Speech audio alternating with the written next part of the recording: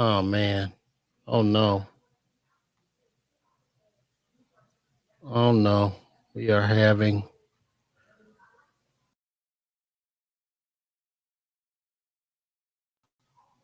Wait a minute. Okay. Am I here now? Hello. Can y'all hear me? Yo. Can you hear me, Earl? I can't can you hear me say something? You can hear me? I can't hear you. Hold on. We gonna add somebody here. Where you go? Where did he go? Let me see something. Y'all bear with me real quick because I don't know what. Hello? No, something happened. Let me invite his ass again.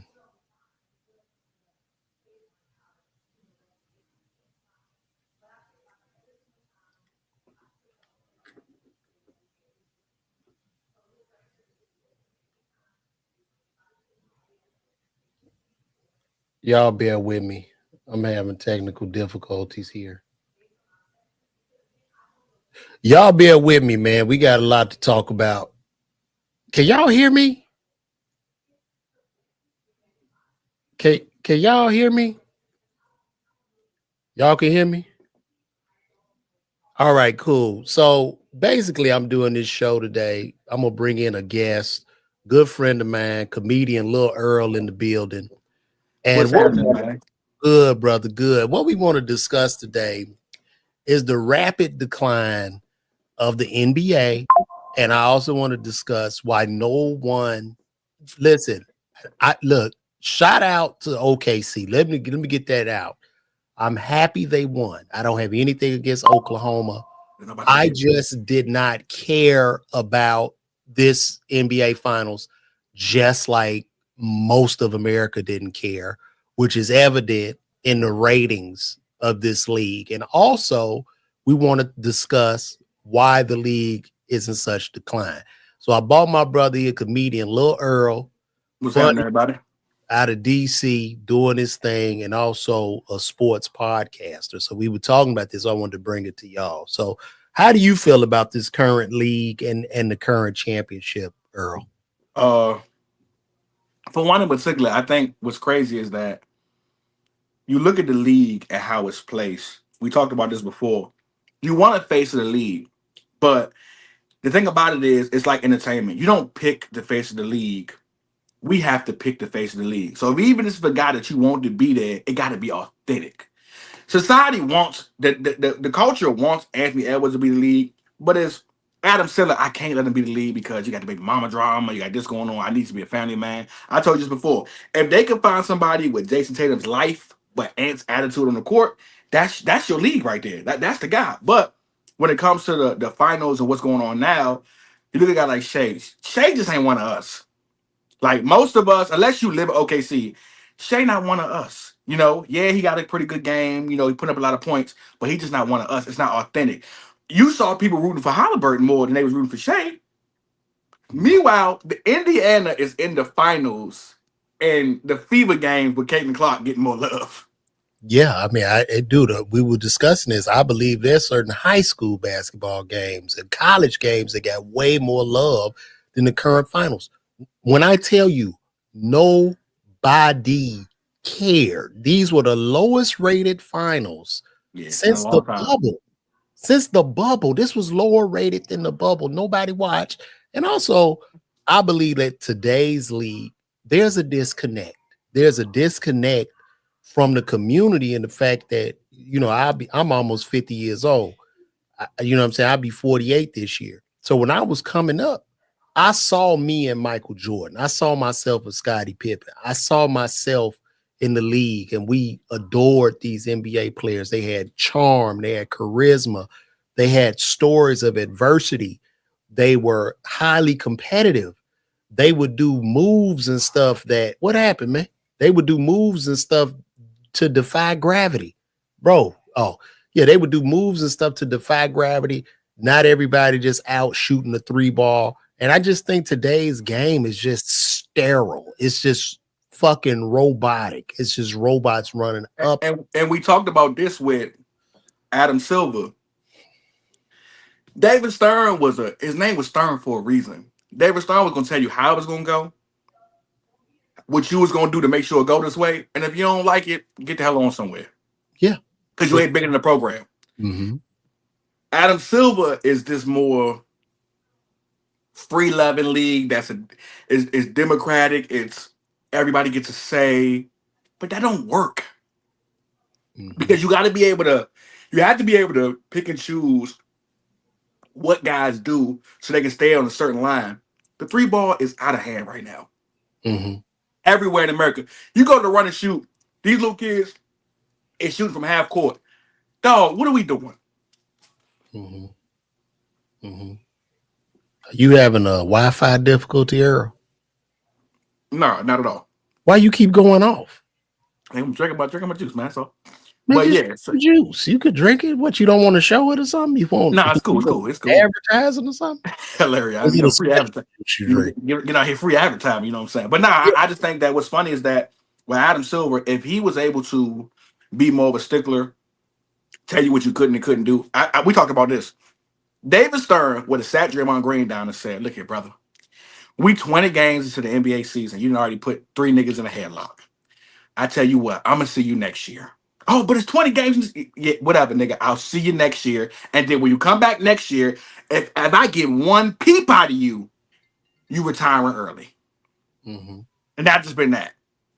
You're not finna keep headlocking niggas, doing this dirty, kicking people in the shin, all that stuff. It was playing time with, man, Draymond Green got off so much shit that it just wouldn't have happened, man. Like, it just wouldn't have happened back then, dog. Like, and guys like, you look at Shea and the foul baiting, and you look, it's like, dog, at the end of the day, when it comes to the game, it got to be feasible for us to want to watch it.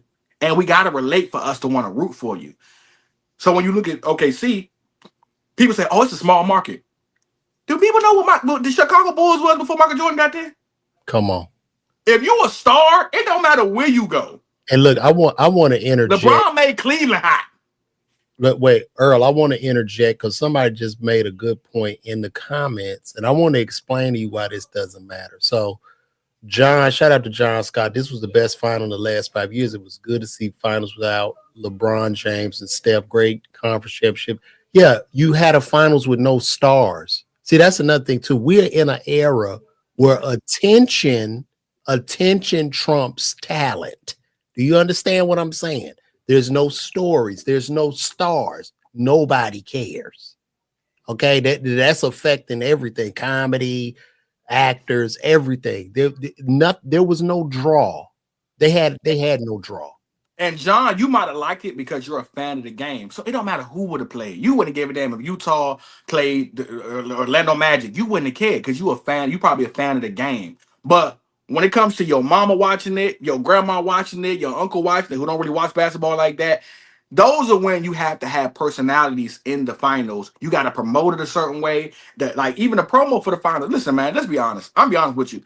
I forgot the finals was coming on. It was game 7 yesterday, and I forgot the finals was coming on last night. Bro, nobody. It's been no promo, no commercials, no build up, none of that stuff. We've been trying to. It's been. Let me tell you how bad it's gotten as far as just the media. It's getting so bad. Michael Jordan finna start talking ball. Come on, think about that. They didn't got Mike is the most. Hey man, I'm over here chilling, living my best life. I'm on the beach somewhere. I'm on my backyard. Mike finna go talk about games. And what's so crazy is that I'm not a diehard LeBron fan, but I do root for LeBron. You know, I watched LeBron come from Cleveland to Miami. I'm a Miami Heat fan, and I loved him, and I've been rocking with him ever since.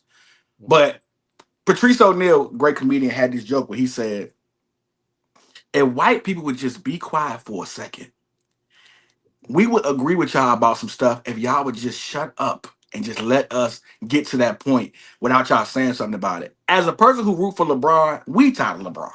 If y'all would stop, if y'all would just shut up for a second, even the people who root for LeBron would be like, you know what? Listen, I sat in my chair and I watched LeBron say, ring chasing culture has ruined the league and the what are you talking about? First of all, you've been chasing rings since you left Cleveland. Again, Miami Heat fan, you came to us, you won 2 with us. LeBron, you are only in the league because you're trying to squeeze a championship out. Like, let's be for real. LeBron has got every accolade you can imagine when it comes to basketball. The only reason you still playing in your 40s, my boy, is because you hoping that the Lakers might be able to put a team together in your last year or two that can get y'all to the finals so you can squeeze a ring in there.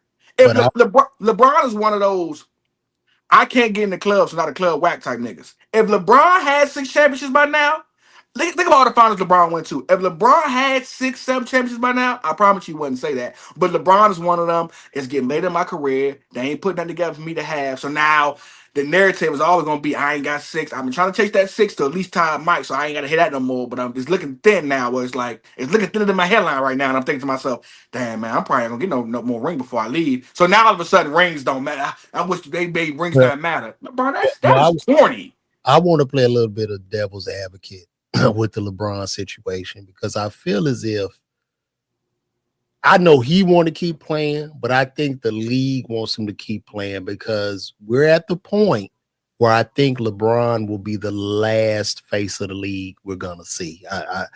I feel that way. I feel like we're at a point in society, in the world, where everybody is a star. So there are no stars. So I just feel like, and then too, the competitive level of the game is down. LeBron just made a comment that championships don't matter. And I know Michael Jordan, they said they found out he said that shit somewhere similar, but Michael Jordan was just all about winning, winning, winning, winning. And so if you create this league of championships don't matter, winning doesn't matter, nigga, this is calisthenics. Y'all niggas just exercising. But Michael never said championships don't matter. See what the statement was. Michael said although Bill Russell has more championships than him, that don't make Bill Russell better than him. That's different. That's semantics. What Mike is basically saying is that look, dog, you got 11, I got 6. But where you played and what you did, you ain't fucking with me. And that's cool. LeBron is basically saying, because this is what LeBron is doing. And again, I'm a LeBron fan. And if y'all just shut the hell up, we're going to agree with y'all. LeBron is basically saying, because I can't get 5 or 6 championships, the top Mike. Now, I know the narrative is going to be, nigga, you won with all the finals. You won this many times. You lost this many times. So now I'm going to make the narrative. LeBron been in 10 finals, if I'm not mistaken. If LeBron wins, instead of going 4-6, he goes 6-4. Look, this is what the fakeness about it that pisses you off. I promise you, if LeBron won 6, if LeBron went 8-2, I promise you, LeBron would never say no shit like that. It's real, and that's what pisses me off because it's like, all right, bro, you getting real fake right now. Where it's like you just saying whatever you want to say. Your later years when you about to retire, you just trying to get some shit off, and it's getting real corny. It's getting real corny. Oh, I checked Stephen A. Smith about this. Brother, man, you watch your mother try to check people and you had to calm your mother down because at the end of the day, this is my fight. Like you real hypocritical about a lot of shit. I promise you, if LeBron has 8 championships, 7 championships, 6 championships, at least 5 championships, he don't say nothing like that. But you realize it's your later years, you can't get them last 2 championships, you've been trying to squeeze out, and now championships don't really matter. And man, stop it, dog. Because they didn't matter. You stayed in Cleveland the entire time, won maybe 1 or 2 championships, and been cool with that. Championships matter, man, and it's okay to say that. And that's the authenticity of LeBron is with, even if you're a LeBron fan, you got to be like, oh, god damn, if you stop being so corny sometimes and trying to make everybody like you. You can't be a nigga who want to win, but then also be a nigga who say, winning don't matter. Like, what are you talking about, LeBron? And that's the part that pisses you off about LeBron. And watch, Mike gonna come in here, and everybody like, I don't know what Mike gonna do, be an announcer. Mike gonna say we've been wanting to fucking hear the same way if Kobe didn't die, would have said we wanted to hear. And because everybody respect Mike, they're gonna finally be like, oh, I promise y'all, the narrative is gonna shift so much. Mike actually hurt himself by not being an announcer and being somebody who talks more about the game. And I knew it because remember when COVID happened and Mike did that series? What series? The Bull series. Oh, you talking about yeah. During COVID. I forgot what it's called, but it was 6 episodes of how he went from coming to the league from college and then being Michael Jordan. Last Dance. When he did the Last Dance. Wait, let me interject real quick because we got a comment in here, and he's talking about what are y'all talking about after what LeBron and Mike after. What are y'all talking about, LeBron and Mike, after what SGA? Listen, this is what we're trying to explain to you. Shane Gillis is an excellent, awesome player. However, Shane Gillis does not connect. He's not American. He's He not. doesn't connect He's not one of us. American basketball. I'm sorry. Foreigners cannot dominate today's NBA, even though they are dominating, but the connection It don't sell. It don't sell. it doesn't It sell. The don't sell. connection It don't of sell. community to the league is not there. And as a child, black children growing up in certain areas, the ghettos all across the nation, they have nothing in common with Shane Gillis, sir. I apologize, but they don't have anything in common with this guy. And this is what is happening. This is what I'm saying. The league What is Kendrick Lamar say? They not like us. they're not They like not like us. they're not like us, dog. You know what I'm saying? I get it. Drake is dominating. I'm a Drake fan. Now you got Shane Gillis. Like it's no connection. If But Shane you Gillis see how it happened though. be different. Drake dominated, but the way it went with the Kendrick Lamar beef, you could tell that we let Drake dominate because it was no choice. The moment we could pick somebody else, we couldn't wait to jump on Kendrick Lamar. Fan. Thank you. A nigga from here talks about it's like the bully that won't nobody mess with him, but the moment somebody finally come punch him in the face, everybody like, yay! Somebody finally punched the bully. Thank you. We've been wanting the bully to get punched this whole time. Wasn't nobody. We was afraid to say it, but finally somebody came with the balls to punch the bully, and now we can say we hated the bully the whole time. That's Look, literally what happened. And Shay is literally you started narrative to change, but like you want a Halliburton to win. You want an Ed to beat him. Like you didn't want OKC to win that bad unless you was from OKC. Trust me, if the Knicks got to the finals and didn't bullshit, I promise you it'd have been all Knicks. hit Michael again. Listen, Michael, understand what I'm saying. When I'm talking connection to culture, bro, it's evident that he doesn't have any connection because nobody watched the damn finals. Men lie, women lie, numbers don't. See, Mike making it personal. We talking about business. We talking about who he is as a person. We talking about the business aspect of my nephew. I'm as a black man in America, I want to root for the guy who looked like somebody who I grew up with, who I'm at the cookout with. Like I wanted to be that type of guy. That's just natural. When you look at the history of the league, it's always been a guy that come from our cloth that we want to see win, that we root for. We love Akeem Olajuwon. We ain't love him more than Jordan. We couldn't wait for Shaq. We love Kobe. Like we love Allen Iverson from Newport News, who wore the braids and the tattoos. We don't choose this. I get it. And I believe like the league has made a lot of mistakes by trying to make it the international player should adapt to American basketball. It is an American sport. I don't see soccer trying to adapt the rules to American. And I know soccer's a global sport. It was already global, but this is an American sport. Y'all need to adapt over there. The game was beautiful, but it's been destroyed. I think Adam Silver is a weak leader. He doesn't put his foot down. You just had players just walk all over your ass. And nobody's watching this game. And this is why I believe that Jeanie Buss sold, bro. Jeanie Buss just got $10 billion for selling the majority ownership of the Lakers because Jeanie Buss is smart and she sees the writing on the wall. These kids want to be streamers. The ball players want to be streamers and YouTubers. And nobody cares. There's no stories. There's no adversity. There's no hero's journey. And if I'm Jeanie, I'm like, I told you on the phone earlier. It's almost like if you've ever done property and you've ever rented out property, it's the same. Where I could get a property, I could renovate the property, I could quick sell it, make a profit off the property, buy it for a certain amount, get it off for a certain amount, make a profit, keep it moving to the next house. Or I can get a crib, rent it out, have tenants, and deal with that shit. That shit is exhausting. If I'm Jeanie Buss, I'm getting older. I'm tired of this LeBron shit. And trust me, Luka ain't no different. Luka about to be the face of the Lakers. He's going to be just as whiny, just as annoying. And Jeanie Buss say, you know what, dog? I can't do another 10, 15 years of this shit. Y'all got it, man. Y'all got it. I'll be here, but me having to be like she still has 15%. The Bus family still has 15% of the minority of the team up until a point. But now it's to a point to where, okay, cool.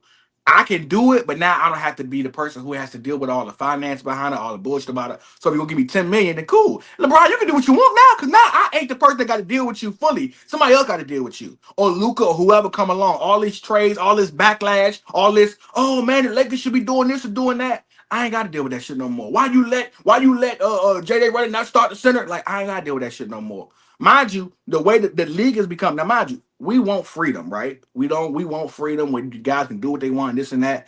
But even in society, there is a structure, there's a government, there are things that are in place to make sure that although we don't want to be fully controlled, it needs to be some type of control. Why? Because the way the game is, we do adapt to watching the game in a certain light, in a certain way. It's fun to watch 3-pointers go up until Steph Curry, 8 years later, everybody trying to be Steph Curry now. And now we like, all right, this is getting out of hand. It was cool for 2 or 3 years, but can we change this shit up? We watched Jokic come in the league. Y'all understand that we were away from the center. We was away from the center. But Jokic was so good, we are cool with giving him MVPs and crowning him as the best player in the league because we missed the big man. We missed the big man. Like, society is all about we especially in our culture, when it comes to just American culture, we tend to recycle things. So something might be hot right now, and then something new might come, but then when that fad go, we go back to the old thing. That's how it be. The NBA has become a situation where it's a lot of foul baiting. It's a lot of fast-paced basketball, a lot of 3-pointers going up. So there is a lot of fans who going, okay, dog, I'm kind of tired of seeing this, and I don't want to keep seeing it like this. And then here's another thing too, Earl. You got like these are second and third generation NBA children that play in the NBA. These are rich kids that are playing. These are kids whose fathers and mothers were a part of the league in some kind of way. They have no hunger. They don't have hunger. They not hungry, nigga. They ain't from the projects and shit and got, you know what I mean? Got to get mom and everybody up out the hood, man. It's whack, bro. It's just whack to me. I don't. And you're right. And even like NIL deals and stuff like that, bro. You watching Bailey come out. My boy, you ain't did shit. You ain't played a game of basketball, and you telling people where you want to go and all this other shit. It's like, listen, brother, I understand that you want to be able to have your own choice and this and that, but listen, I don't want to be because I'm only 30. Like, I'm young. I'm not even that old. I'm in my early 30s. I don't want to be that guy, but even at my age, I got to be that guy to say, dog, y'all kind of tainting things now, because now dudes are staying. They're first of all, they're switching from team to team. They're in the transfer portal. The damn college used to be, you go to college, you play wherever you at. If you want to play for that long, if you leave after a year, leave after a year. But wherever you at, you stuck there for a couple years. You're either gonna stay there, figure it out how to get championship there, or you're gonna build your name up and go on the draft. Now guys get to play somewhere, and if they don't like the way the coach do, oh, I'm finna go over here because it was too hard over here, and the coach wouldn't give me no play time over here. I didn't have to earn it, so I'm gonna go over here where I'm gonna get everything I need, and also I need to be paid to do that. Dog, what are we talking about? Yeah, like, what are we talking about? And then you come to the league, and you before you even earn it, you already on that. Well, I already was spoon fed a certain way, so I don't need it as much. So, it used to be you needed that NBA money. It used to be, dog, I don't care who draft me. I'm just happy to be in the NBA. I don't have time to tell people where I want to go and this and that. And a few guys did come and do that. But even somebody like Kobe, who a lot of guys will say, well, Kobe said he didn't want to get drafted by the Charlotte Hornets. He still worked out for him. Mm-hmm. Ace Betty, you ain't even the number one overall pick coming out the draft, and you got the nerve to tell people where you want to go and who you gonna work out with. Come on, man. And that's Adam Silver. David Stern would have never. So Earl, let me ask you this: the NIL deals now, and I'm sure not all the NIL deals are millions of dollars. I don't know. Now you just get paid to play in college. Is that correct? So what happens is you get the NIL deal, like sponsorship. So it's almost like this, right? Back in the day, they used to have boosters, but boosters were illegal. NIL is basically, they made boosters legal. So now, instead of it being illegal for a Cadillac to say, hey, look, Shaq, you a big dude, and Cadillacs are big, and we want to sponsor you and make you like this Cadillac guy because you're a big guy and Cadillacs are big. But you couldn't do that back in the day because it's illegal to talk business with a college player, high school player, because of the simple fact that it was just illegal at the time. You couldn't do it because of the name and likeness. But now you can do it. So what Right. happens is these guys are millionaires in high school. Right. And it's like, if I'm making millions in high school, what is my drive to even want to go to the NBA?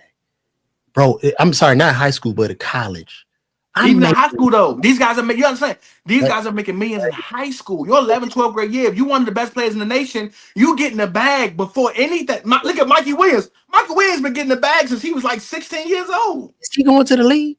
Mikey plays for Never Situation, right? Mikey played for who did he play for last year? So year before he played for Memphis, right? He got in legal trouble with the gun, and instead of staying with Penny and standing out with a guy who know the game, you could have stayed in Memphis with Penny and been a good team.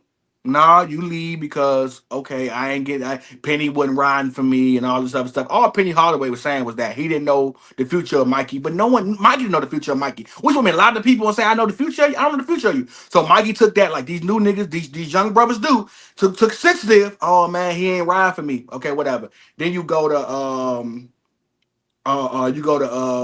UFC, I think that was the University of Florida, and you go play for them. You barely get any burn. They don't play you like that.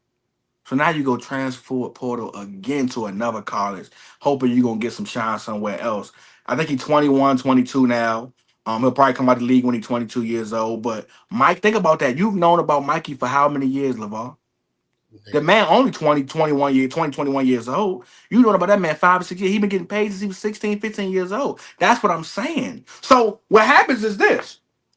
Them young dudes who getting that money way, way, way back, you know what they doing?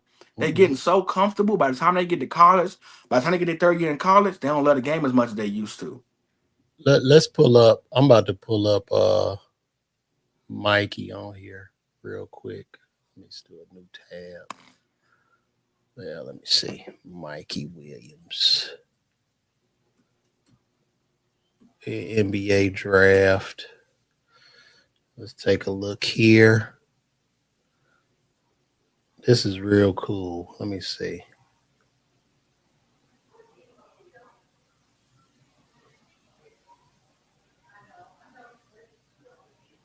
All right. So we got Mikey Wiz put up. He is eligible for the 2025 draft, having recently transferred to Sacramento State to play under Mike Bibby and Shaq. While once a highly touted prospect, his stock has fluctuated, with some projecting him as a lottery pick and the other questioning his This is NBA. third school in 3 years, LeVar. Do you think he's going to the league or what? What is your? Yeah, he gonna get to the league, but Mikey was supposed to be. At one point, Mikey was supposed to be like Derrick Rose. Mikey was supposed to be a first top 1 to 5 pick, like the projection of what he was supposed to be. But I'm telling you, these boys get money for so long. Like I don't think y'all understand the level of. LeVar will tell you in his 40s, same way I tell you in my early 30s, I'm 31 years old. I tell you in my early 30s that if I saw millions at 16, 17 years old, I would be out of my mind. And it's okay to say that. It's okay for a 16-year-old to not have millions, to not have hundreds of thousands of dollars. That's okay. That's okay because your brain isn't even developed enough to know what to do with that, dog. Something about being hungry and having to get having to make it. Even if, okay, cool. You ain't got to even come from a situation to where your mama in the projects and y'all eating peanut butter jelly sandwiches. Just a regular having to watch my mother and father go to work every day and being able to be the person to change that for not only them, but my generation underneath me was something you could talk about. Now, a lot of guys get that money early, and now the drive ain't the same. So now, did he kill this year? Because they say him going into the draft. He barely played. Oh, he cooked. He ain't going. He barely played. He had all them problems. He not going. He not going to the league, bro. I don't. But this is what happens. Because it's happening in football too. Because they're allowed to transfer and get in the transfer portal. What a lot of guys are doing is that I just need one good year, LeVar. I just need 1 year. So he's thinking, go to Sacramento State, Shaq and them actually give me a chance. And Mike Bibby probably will give him starting minutes and make him one of the starters. Hopefully, it's your third year. But if I just be able to go to Sacramento State and get one chance, I couldn't get it at UCF. I couldn't get it at It's over. Memphis. The game, the season is over for Mikey. No, this is new. He transferred to Sacramento State this year. This upcoming season, he'll be playing for Sacramento State. So will he be going into the? I thought he gonna play one more year, and he'll come out in 2026 draft. A 2026 draft. Okay, but he just need one good year. But the thing is, boy, you were supposed to be one and done by the time you got to the college. Yeah. Now you got to go 3 years in the league, finally get somewhere where you get some burn and hope to make it. But what happens if you get hurt next year? Bruh, he transferred from UCF where he averaged 5.1 points in 18 games, bro. Barely played. Told you, barely played. He played 18 games and only got 5.1 points, bro. I don't know. Like, I'm not like a sports analysis like you, but that doesn't sound too good, bro. It's awful. Mind you, you're talking about a top prospect a couple years ago who was one of the top 15, 20, 15, 10 high school basketball players in the nation. Like, he was supposed to be one of the best players in the nation. But what happens is, again, you got that money, you got comfortable, so now it don't matter as much to you no more. Mind you, Mikey had a gun situation where it was like an attempted murder situation, something like that, where he shot at somebody or he pulled a gun or something like that. Nah, he done. But that's what. But no, funny. That's what. There are certain things as a child you shouldn't be able to buy because you don't have, like, again, you're not smart enough to understand. You don't need that. You watch Gilbert Arenas' son, right? With the situation that, or you watch these. Not even say Gilbert's son, but because that was a malfunction situation. But you watch these young guys getting these car accidents and stuff like that, and getting in these situations where you watch these young guys that's 17, 18 years old get in a situation where they speeding, they going at 90 in a 45, like, because at 16, 17 years old, your first car don't need to be a damn Ferrari. It don't need to be a damn Lamborghini, your first car. You don't need that much horsepower the first time you put your foot behind a pedal. But if you got the money to do it, you're going to do it. You don't need to have an actual house at 18 years old. I mean, bro, like you said, bro, if I'm 18 with $2 million in the bank, like, first of all, when you just think about you at the peak of your powers of your 20s, your teens, early 20s, your prefrontal cortex hasn't developed. Bro, you don't even get sick. It's damn near like you're a cartoon character. You will lose your fucking mind. 98.9% of these players will lose their minds unless they come from homes where the parents were already wealthy and they're not really excited. Yeah. Now imagine a guy who, my whole process is to get my mama out the projects, get my grandmama, get my daddy out the projects. And I want to make this money so we can be good.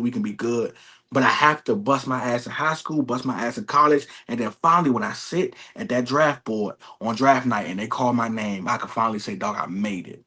Imagine a guy at 17, 16 years old who is projected to be one of the best players in the nation. And somebody comes to you and says, here go $5 million. I want to sponsor you. Mind you, again, like you said, you don't come from, I've never seen $1,000 at once in my life. You about to give me a couple million? And that, but you know what? And I'm still accessible to everybody who's in the projects around me, who's in the area around me. So the OGs, the young G's, and they just found out I got $5 million.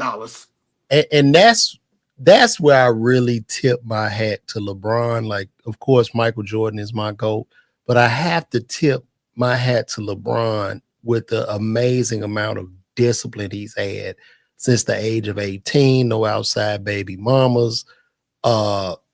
Becomes a billionaire. There's nothing has happened his whole career. He's done the right thing and also pulled all his people up. So that's why I really give him all around GOAT. I'm giving it to Bron. But straight basketball, of course, Jordan. But Bron is a great man. But mind you, Braun had a certain structure around him, and Braun will tell you there was times in his life where he had mentors and he saw guys going a certain way. He just didn't go that way. LeBron came out the same time. What's my guy's name that played with LeBron? He one of the top players in the nation, and now he's just a guy. Big dude. He was one of the best players in there. I can take his name, but he always talk about how he went against LeBron. That's like his heyday stories now. Oh yeah, And he, yeah. That was that fucking movie. Boy, that was the Hoop Dreams movie. Like, bro, that was the saddest shit I've ever seen. What was that guy's name? Let's look him up. Let me see.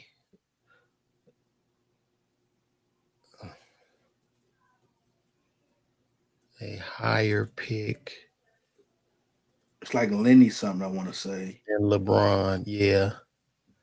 Lenny Cook, bro. That Lenny was Cook. horror stuff. Did you watch that documentary? The Bro, nigga was getting drunk at 16, 17. He was man and was cool with again. He was the guy who everybody knew he was going to the league and he let everybody be around him. And that boy literally tore his life up. Came to when he played LeBron in the All American game. The nigga was like, "Oh, I was drunk, came high as shit, came off drunk, just fucking some bro, bitches and all this." it's almost like being a lottery winner though, because you don't, man, when you in that position, bro, you don't, Everybody, you watch it like the best example to tell you how it was.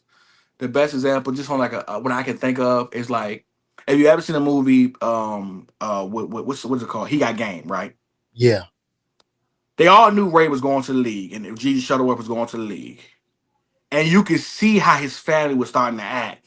You gonna look out for me? I need a car. Your father needs you to go to big state so he can get out of jail. Yeah, like your girl, you her meal ticket, but she cheating on you. Everybody wants you to go to their school and wants you to be like dog. You know how much pressure that is to put on somebody who's 16, 17 years old?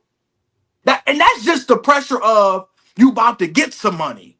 We know you about to get some money, so we trying to make sure, hey, don't look out for me, don't forget me. Imagine the guy who got the money. We ain't gotta wait till you get your league because by the time you cipher yourself from being a All American or top player in the nation, 9th, 10th grade, 11th grade, all the way to 12th grade, your graduation year, where now you solidified. Then you do your college picks and you basically decide who you want to go on your college trips and who you the class into or clarifying to. And then when you finally get there, you do at least a year of that, or you do 2 or 3 years of that. By now, you have gotten enough knowledge, whether it be visually and from your own knowledge, or people telling you, or being around actual coaches who know the game, and not just niggas from the hood telling you about what they think gonna happen. No, I'm around Bobby Knight. I'm around Nick Saban in football. I'm around guys who are like father figures who are telling me like what to do, how to do, because I've seen some people do it.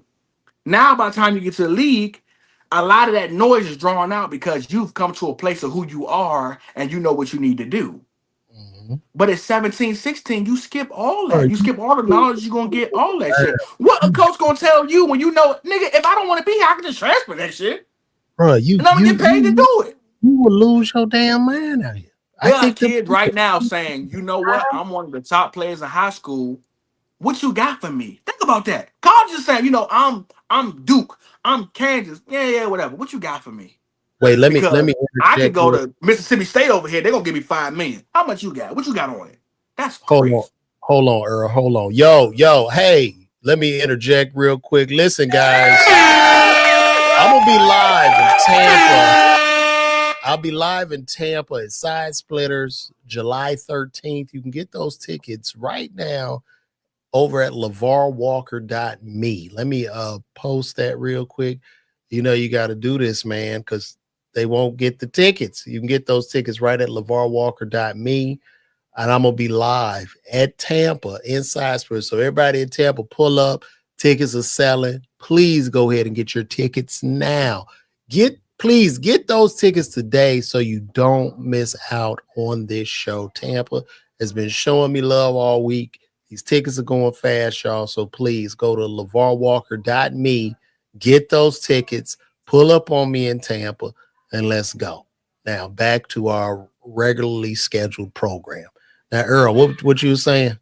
I'm basically saying like you got guys now that's like they're going to own to coaches and they're going to college organizations and they're saying Mind you, it's long overdue, but you got guys going to colleges and saying, "Look, I can go to Duke, I can go to Kansas, I can go to Michigan, but Mississippi State got a couple million over here for me.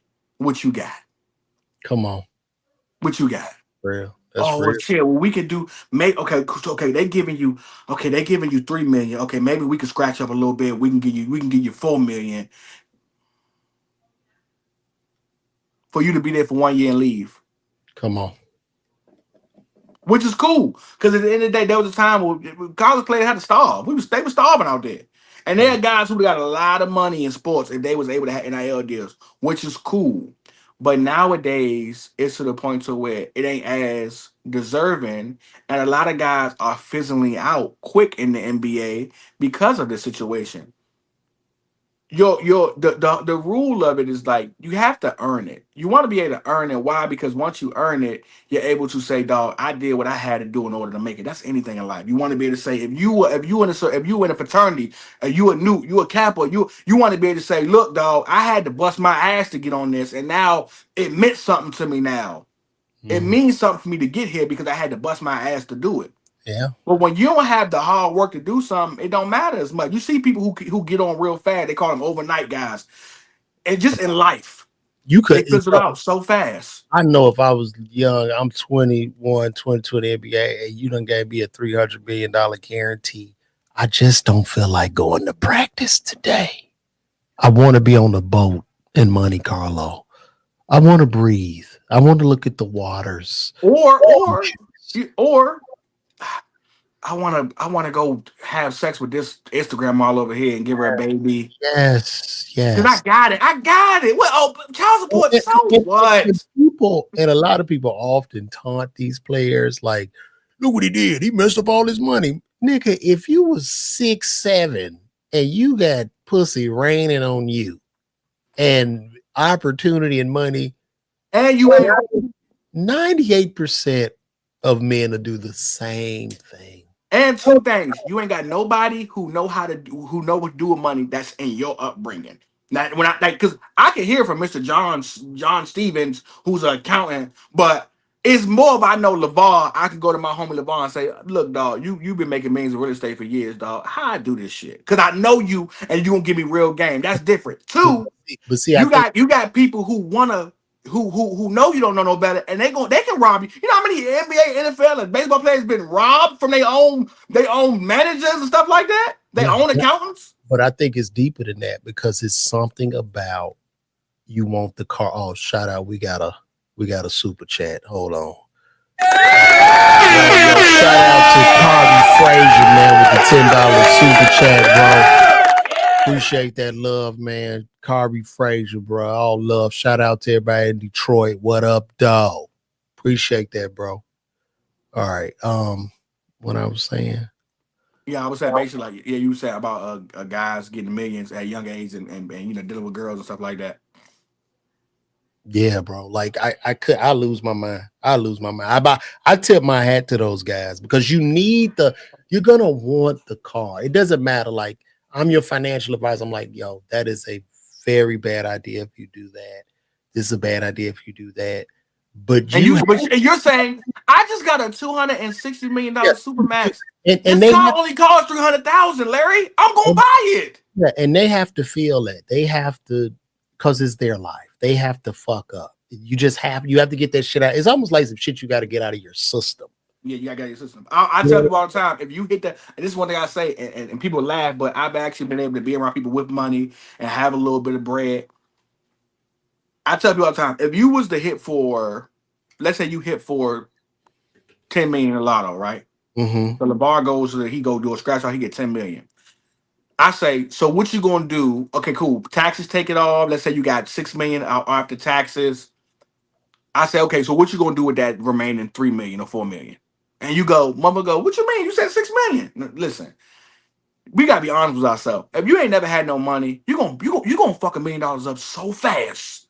It's gonna be gone before you even think about it. And that's for real. You can say, oh no, I'm gonna invest my money. Dog, if I was able to put $10 million in your lap right now, I know you're gonna burn 2 million up. And you can say no, this is not. No, you are, because you've never had that much money before, And and if you're not you gonna tell me somebody who now can buy whatever they want to buy ain't finna splurge out for a little bit. and the So thing, burn that 2 million like you're going to, and then tell me what you're gonna do with the remaining 8. oh, but listen, if you tell somebody you put 10 in their lap and they burn 2, they really ain't got number 3 left because you 5 got to go to taxes. You done burned 2, nigga. You got 3 million. But I'm saying if you got 10 million after taxes, Oh, so after now you have a liquid 10 million in your account right now where you can go in your account and go, God damn, there's 10 million right here.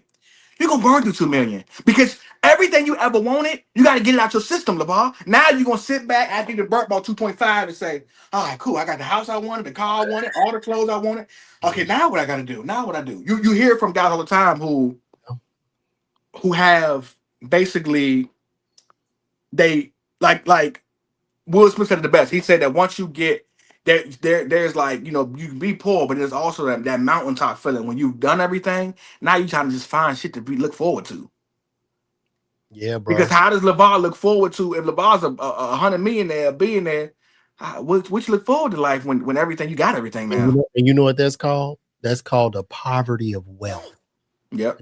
When I even look at the Diddy situation, I've talked about this on stage, and I do believe Diddy's gonna walk, by the way. But what I talked about is Diddy. I don't know. You ain't even watch this trial. I don't know. I listen. I've been watching the trial. That man is gonna walk, bro. They don't really have shit. Like, I'm not saying, look, he wrong for domestic violence. He wrong for all that shit. But I think they tried him wrong. This is definitely not a RICO. It's just not. What did he do illegal? Who did he coerce? There was no coercion. These were all willing, grown ass adult participants. He did not hold people against their will. If you don't want to, if I say, hey, Earl, if we on tour or something, like say, what if I'm a big comic, right, Earl? Mm-hmm. And I got you out there on tour with me. Mm-hmm. I'm like, yeah, Earl, you gotta give some head or do some freaky shit. You can quit. So you telling me you gonna stand there and do that shit just for what? So you can stay on the tour? But That's that come from two things. So it's two things. It's two coins to that, right? And I'm just being. This is an honest conversation. I ain't never listen. I've been around some people. I ain't never did nothing to get nothing. You understand what I'm saying? I morals and values over here. I stand on that. I can't deal with you if you gonna be whoever you. You know what I'm saying? You want to do whatever you want to do with money. God bless you. But two coins to that, and I'm gonna be devil advocate like you say. One, it could be a situation where not only do I need the opportunity and the money, but like there are people depending on me to have this opportunity and this money. So I gotta take an L to make sure everybody else is okay behind me, then I'm gonna do that because I ain't got no choice. So I'm gonna do whatever I gotta do. Then there are people who want it so bad because you want to be able to say you got it, that you'll do it because you want to be able to say you got it. Then the third coin is the person who will hurt you not only physically but financially because you didn't do it. And that's scary too because you look at it like, damn, this guy got enough power to where he can blackball me completely. And if I don't do what he say do, so now it's hard for me out here and I can't get no jobs out here. And there's a lot of times where that happens to where you have to people will put you in a situation. That's why a lot of people talk about being independent, owning your own basically business and owning your own masters and music and all this stuff because you don't want to be able to have somebody hold some over your head and say, look, either it's this or it's that. All these guys that are doing streaming and all these guys who are making money independently, it goes a long way because when you got sponsorships and all that stuff, you have the machine. That's cool. That's good. You're gonna be out there, but at any point in time, they can rip it away from you. You Michael Vick, you got Nike deals, you got this. Are you fighting dogs? Rip it away from you. You Cam Newton, you got Under Armour, you got this. Oh, you being sexist towards women, we gonna rip away from it. Like that's the yin and the yang to the situation because you got people who can be like Dave Chappelle and say, look, I'm gonna say what I want to say because I don't need the fans love me. I'm gonna money out the fans. But then you got people like Kevin Hart who are a brand, and I can't just do what I want to do. So when I got old tweets from 10 years ago where I'm talking about gay people and I'm being homophobic or sound homophobic, I gotta go apologize for that because all my sponsors is leaving me. So like It's two coins to that. You're right. You don't have to do nothing, but there are some people who are in such fear of their situation in their life, they gotta do it. And I ain't gonna lie, although you don't have to do it, a lot of people don't have to do it. I don't like the fact that I don't want the guy walking around society who was making people do it too, who was giving the offering you to do it. Cause it's like there are a lot of people, Levi, as you know, who get an amount of power and then start abusing their power because they feel untouchable. And it come from it come from a mob. It's a mobster era because mobsters used to do it back in the day. You had all the power, all the money, all the guns, and I can tell you what to do and how to do it. And if you don't do it, it's gonna be bad for you. And that has adopted into the entertainment industry. The Harvey Weinstein. You see what Diddy went through. You see what R. Kelly went through. With people giving R. Kelly their kids and stuff like that to mentor them and things of that nature. And I really poo-poo the guys who do that stuff because although some people can pick and choose. Man, you holding that, you dangling that money over people's head, you dangling that power over people's head because you can. Listen, I don't know if I it's allegedly what he did to Kid Cudi. That's a power move to go in your crib, lock your dog up, open your presence, set your car on fire. That's because you can't do nothing about it. I feel like this is how But strong. Cassie, she ain't innocent. I've been saying that. I feel like in entertainment, and I've said this. I feel like when it comes to the journey of an entertainer, it's between the entertainer and God. And if you do certain humiliation rituals, see, it's two sides to the coin. And it's about like if you're gonna sell your soul to the devil, now it's two sides to this coin. If you sell your soul to the devil and you become successful, you're like, damn, it's never fulfilling because you know you did some flawed shit to get on. Now you gotta drug yourself and shit just to cope. Yeah. Or you sell yourself to the devil, and the biggest blessing is not making it from that shit, but then you want to go back and sue because you did all this shit and it didn't work out for you. So I just don't, I'm very, very less empathetic. I'm like, you could get a job, go to school, retool, do something. I don't know. I'm just a little bit less empathetic. Yeah, here's the thing. I do think we're in an era now to where a lot of people would have got this all back in the day, but because of the knowledge now, you didn't know that. Oh, I can sue you now. There are Oh, plenty of hype men. There are plenty of guys who watch some see the crazy hype stuff. man with Fat Joe. This nigga Yeah, that's what I'm talking about. There are over plenty of guys who watch who was the muscle for guy, who was this and who was that, and now we're finding out because people getting sued left and right. Now I'm finding out the legal jargon of what I can do and what can be looked at. So now I can say, I used to be Lavar's hitman. I used to make sure anybody play with him, they're going in the ground. Now I can come out 15, 20 years later and say, oh, I can say that he made me do that he had me under duress, and that I felt like I was in fear of my life, so I had to do that. Bet.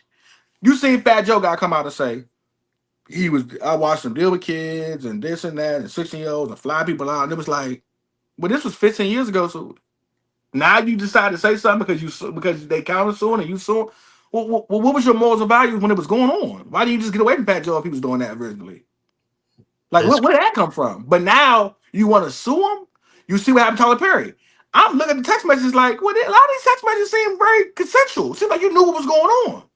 But now because you're Tyler Perry and something didn't go the way you wanted it to go, or you off the show, and now he was getting 400,000 a season, if I'm not mistaken.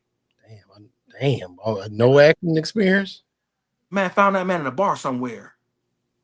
Hey man, well, we know what it is.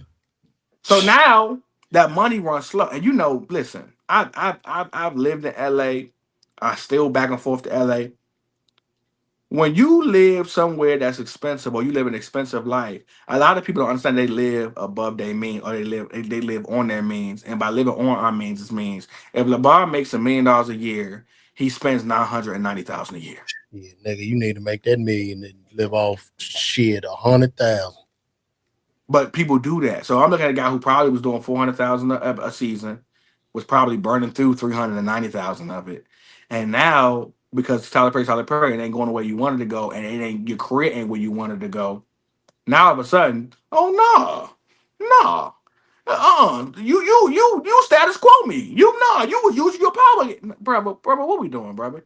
How many? You don't text no man to picture yourself in jeans and let him call you thick, whatever, thick Mike, whatever he called you, and act like, oh, well, I didn't know what he wanted to do. Y'all were clearly in a relationship Did you say he called secretly. Thick Mike? Yeah, thick. It was thick Mike or thick Donald. It was something like that. Oh my But god. so basically, you don't do that if that's the case, right? But what you did was you saw the situation, you saw how it played out, and now because the situation played out that way, now you want to make it seem as if, oh man, they got me, man. They got me. They got me. He was doing wrong by me, and he was nah, brother. You was cool with the get along, but just like in a lot of situations, whether it's women or men or whatever same sex relationships, we cool with the get along until the get along and getting with me. And now I got this. Oh no, hold wait a minute. I used to get money off this. Now I don't get money off this. Or I used to have a situation I ain't got no more. And now I need a better life. It's almost like, I think alimony's bullshit because you gonna tell me because I was able to provide a certain lifestyle for you that now that we not together, oh okay, I need to still live the same lifestyle. That don't make sense to me. That's the same thing these niggas doing is suing. You supplied me with a certain lifestyle, and now that I can't get it no more. I Nigga, need my money. it's no different than Diddy, bro. Everything you said, that's the same with Diddy, bro. Like, the lady says, well, I couldn't leave, but you married the help and have been married for 3 or 4 years, and you're on your third child, but you couldn't, like, if you couldn't leave him, workout instructor is in the Hudson River. He not like he gone. Like, I'm gonna take him out. Like, it's just, it's wild. I still think he'll walk though. So I don't know. I don't know, but even if he do walk, that backlash might be so. Like, listen, here's why this is a lose lose for him because he could walk or he can go to jail for a long time. But even if he do walk, you've had to expose so much because you can't lie in court. You've had to expose so much that now it's gonna be hard for people to get in bed with you. Now that I know who you are, because you couldn't lie. It's like it was just like with situation that happened with Tory Lanez and Megan Thee Stallion. It was like in court, you can tell Gail that, oh, I ain't never had sex with that man. But now in court, I know you had sex with him because you had to admit you had sex with that man. It's like now you had to admit, Diddy, that you did a lot of. So you still had before this trial, you had the oh no Diddy and all that stuff, but it's like that's hearsay because a lot of people, you ain't no real proof. Now, nigga, you've admitted to all this stuff. You admitted to this, sexual acts and coming on the nip. You've admitted to all this stuff now. So now when you get out into population, you can't say nothing about, oh man, that nigga was lying. No, brother, you sat on trial and admitted to the things you did, brother. And now you got to worry about people dealing with you. Look, and first of all, and this is the worst part about it, so many people, and I think it's the nasty. I won't say no names, but it's the nastiest shit. I've seen so many people who I know for a fact were good friends with Diddy act like they ain't want nothing to do with Diddy, and I went at the parties for real, and I was getting. It's like, y'all couldn't wait to turn y'all back on that man. You gotta understand that's just the entertainment business, bro. This is a fickle ass business, and I think the whole business of entertainment is like a house of cards. Any little move of the wind, any little blow, It's like high school. Yeah, your shit come tumbling down, bro. It's like high school. You could be the kid that's corny, ain't got nothing, come to school with a nice outfit, and now everybody like, oh, you might be cool now. It's high school, bro. I watched Castanet literally go on live stream at the BET Awards and not know half of who the people who were at the BET Awards. But Kai didn't know those people because he didn't know him. He young. He's 20. But hear what I'm saying though. You did that, but then people who have been in this game for a long time, I watched them saying that's no names, suck up to this man as if you really know this man. You really a fan of this. You a fan of Castanet? What are you a fan of that Castanet does? But I mean, come on, man. That's just when I say LeVar, I'm a fan. I mean, nigga, I've been watching you. You funny, man. You got me to some good time with your content. I'm a fan of yours. I love what you do. I love you, Stevie Wonder, because you can sing and you make great music. Man, I'm a fan of you. What are you a fan that he does? the whole entertainment industry, because the bottom line basis of the entertainment industry is eyeballs and attention. The entertainment business is the advertising business. That's all it is. That's all it's ever been. So with the eyeballs and the amount of attention that Castanet gets, the industry has no choice but to kneel to his altar because of the rapid behavior changes in people watching television, this demographic that he has. They desperately want that the powers that be, that old institution, that old industry, they don't know what to do at this point. So yeah, they gonna kneel to the altar. They gonna kiss his ass. They go, I just want the young brother to know they all full of shit. All of them, bro. They all full of shit. So, you know what I mean? And if somebody come past him up with more attention, they gonna go on to the next. That's just how this Absolutely. business. So, listen, any mogul that we love right now, if something bad come out about them that can be proven, we're gonna share off them too. It's plenty of people that even before getting the whole details, you couldn't wait to say, "Oh, I knew Shannon Sharp was a weirdo." You can't wait to say, "Oh, I knew Tyler Perry was there." It's like, bro, we live in a world where like the moment some bad stuff happened, we can't wait. How long you been doing comedy now? Since I was 18 years old, I'm 31 now, so 13 years. Yeah, you know, I've been in it like 20 years, bro. And it's just like, I remember being a young comic and green. I was just so fucking green. And, you know, I'm killing and I'm getting certain opportunities. And in the midst of those opportunities, I'm like, man, these people really like me. You know, you getting all that motherfucking fake ass, I'm your brother. Look, nigga, this be the shit. Oh, bro. Oh my God, bro. Listen. When I tell you I'm a fan, oh my God. They always they get up on you and they step back and let you know how like shocked they I'm are. just humbled. I was just telling my man about you. Just to be This in is crazy. just to see you, bro. Just like crazy. King, man, young King. You killing it, King. You killing it. And then, nigga, if you go cold, when I tell you them motherfuckers will act like they have never seen you before in their fucking lives, nigga. Who are you? That is entertainment. But who are you again? You don't remember? You call me King, man. Please, could you leave me alone, man? I'm Or nigga. this is what I had to deal with being young, starting off doing it. I had to deal with. I had a mentor that I was fucking with, and helped me get on my first stage and all this other stuff. And then at one point, I was hot. I'm killing. Like I'm the guy that when guys is coming down, they asking me to host and this and that. And I remember I did a college jump that he did the year before, but I had a hookup with the situation. They paid me $1,000 for the college show. Found out he only got like half of that. So he found out, I'm going to my mentor and I'm saying, man, I know you did it last year. I got to do this album. My first time doing a whole album in front of a crowd, man, this and that, whatever like that. You know what I'm saying? Like, how it's going to be, this and that. You know what I mean? They give me 1,000. He's like, they give how much? They give me 1,000. He was like, He's like, okay.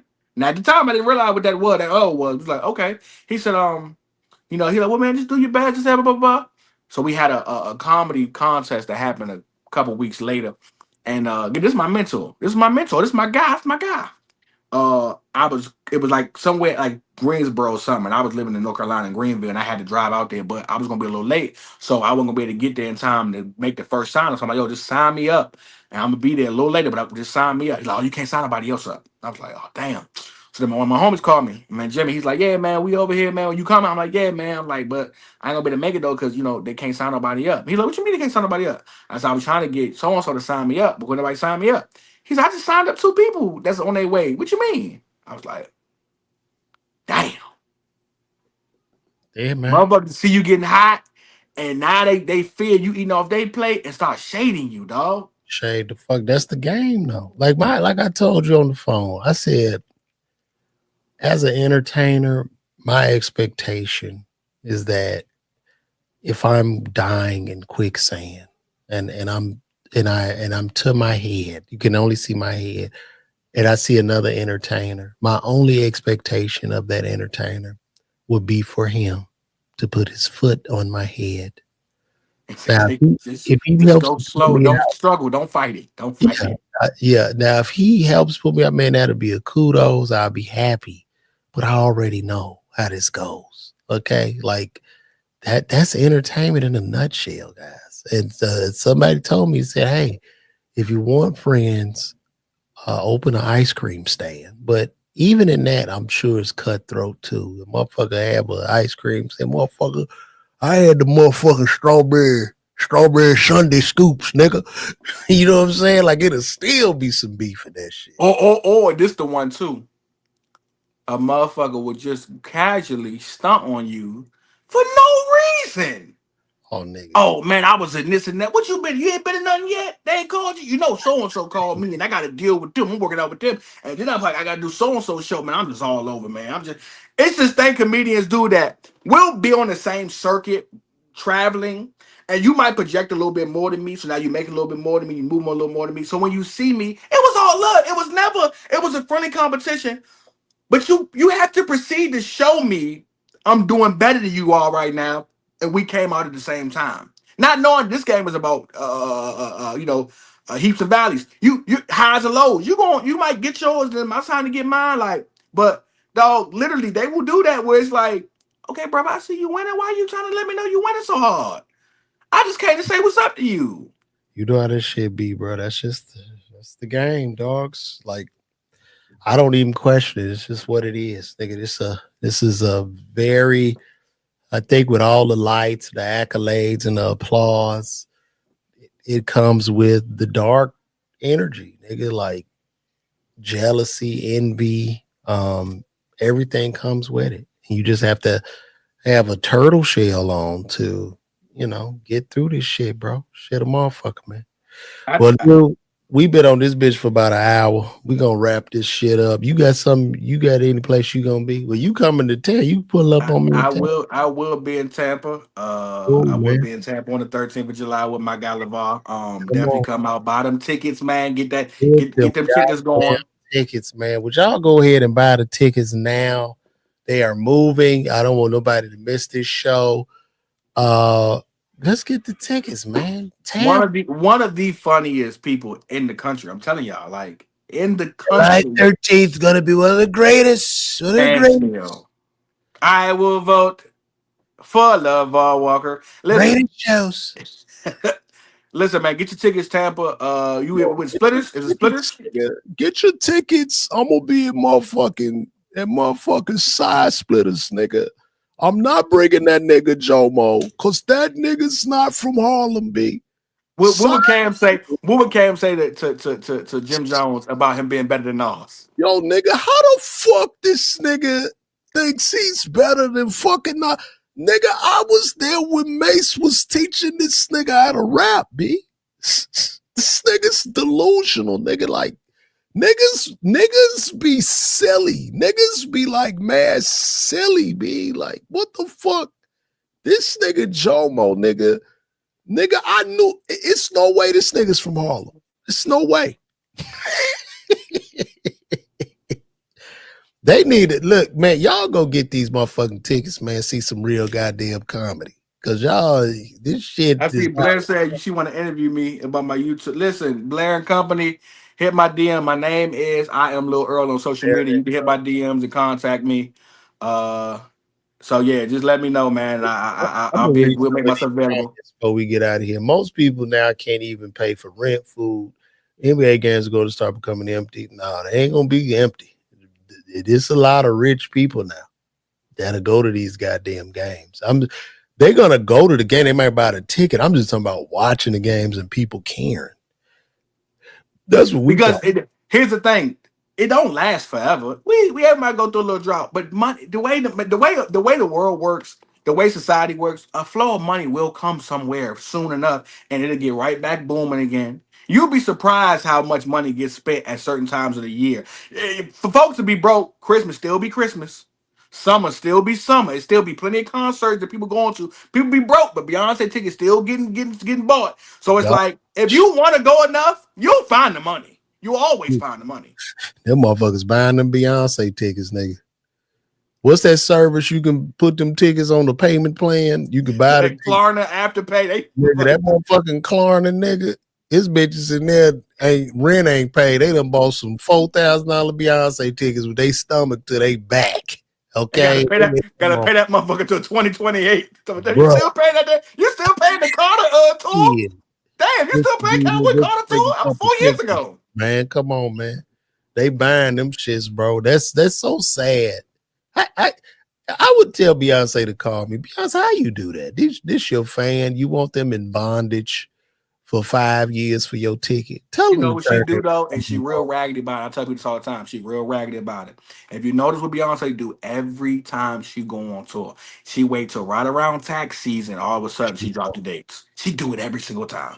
I know you bitches got the money. Listen, hold up now. I know you bitches got the money. I know you didn't file for them kids. You got 3-4 kids. You done got about 10-12,000.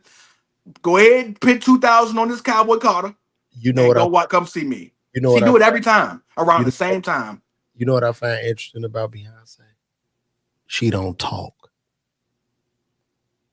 She don't talk. No interviews. She don't talk. And have you heard her talk?